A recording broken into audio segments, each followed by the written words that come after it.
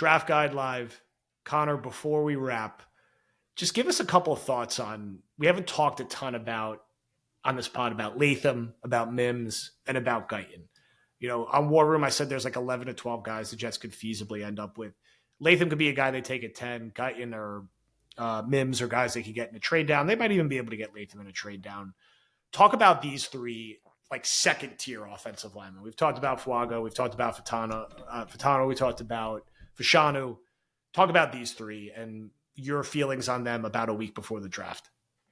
Right. So what's interesting is like these are the guys you really need to brace yourself for in case of the trade out. Now, they're all very different. Mims is just built in a lab.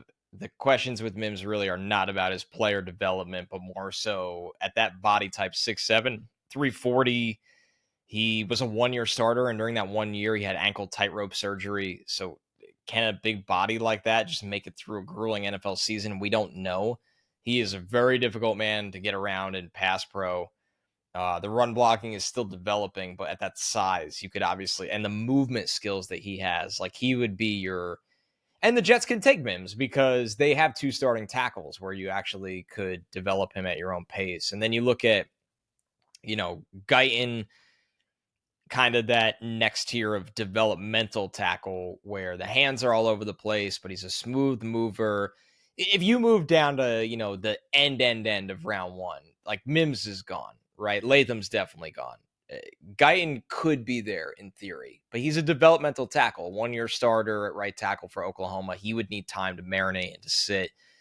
And then you look at Latham, who's interesting because I don't look at him as a developmental guy. I look at aspects of his game that still need to get better. Once again, I always say that he doesn't always keep his feet moving when he's in pass pro, and guys kind of cross his face. He can get beat with speed. That's why he has a lot of false starts, because it seems like he's trying to get the right jump into his pass set against speed because he's a little nervous of speed.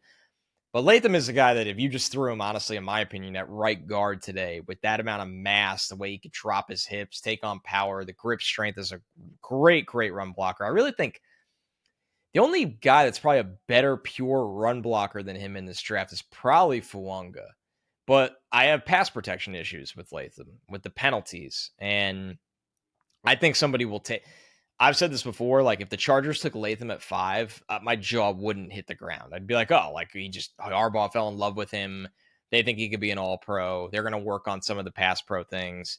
He's going to play right tackle across from Slater, who's at left tackle. It feels weird for Latham to really make it out of the top. 25 seems even kind of a stretch. So, yeah, I mean, there is that tier of tackle where if the Jets, you almost wonder with the Jets, what is the strategy if they move out? Do you grab one of the last one of the first round offensive linemen? Probably. You probably do. Or do you start the next run of wide receivers and take a developmental offensive lineman like Kingsley Suamataia, who you could read about in the draft guide in round 2 with the capital you got in the trade?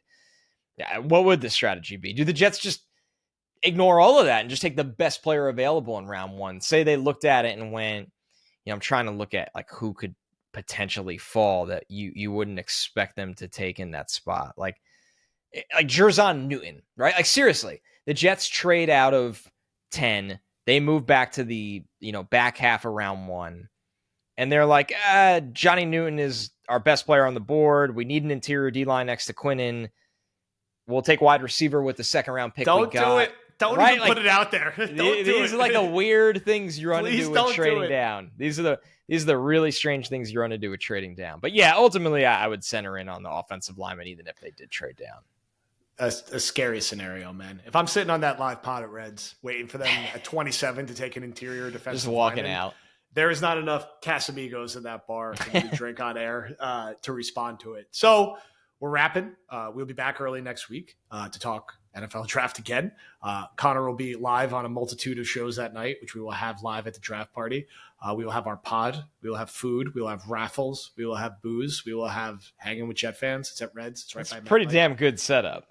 Pretty damn good. We'll be podding. We'll be adding fans to the pod. So just come hang out. Tickets at badlandstoj.com. You can also get the draft guide there. For whatever reason you don't want to go up to War Room, you can get the draft guide as a one-off.